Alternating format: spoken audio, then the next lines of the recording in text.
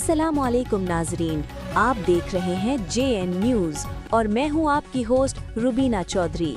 सबसे पहले नजर डालते हैं आज की अहम खबरों पर। शामिल करते हैं हमारे JN न्यूज़ के नुमाइंदा खसूसी सैयद असगर अली की रिपोर्ट के मुताबिक अहमदपुर शर्किया उच्च शरीफ रोड जदीद सहूलियात से रास्ता जुनैद अस्पताल मेडिकल एंड सर्जिकल कॉम्प्लेक्स का कयाम, जिसमें मरीजों को हर किस्म की तिब्बी सहूलियात फराहम की जाएंगी। उच्च शरीफ और अहमदपुर शर्किया के दरमियान में अस्पताल न होने की वजह से लोगों को अपने मरीजों का चेकअप कराने के लिए अहमदपुर शर्किया या बहावलपुर जाना पड़ता था।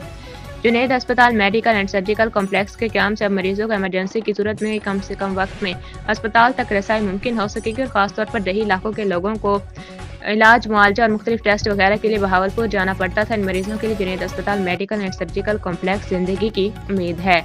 जनाब डॉक्टर मोहम्मद जुनैद असगर साहब ने हमारे JN न्यूज़ के नुमाइंदा खसूसी सैयद असगर अली से बात करते हुए कहा कि इंशाल्लाह इस अस्पताल में तजर्बाकार सीनियर डॉक्टर्स की ज़ेर निगरानी आने वाले तमाम मरीजों के लिए जदीद तिब्बी सहूलियात, तमाम लेबॉर्ट्री टेस्ट, मियारी अद्वियात की फराहमी की जाएगी। इस मौका पर मुख्तलिफ शोबेजात जिंदगी से ताल्लुक़ रखने वाले दोस्त अहबाब के अलावा ज़मींदार आला सैयद मोहम्मद जमील बुखारी, रईस मोहम्मद जमील लहा ने शिरकत की। अहले इलाका ने इस अस्पताल के क़याम को इलाके के लिए ज़िंदगी की नवीद करार दिया।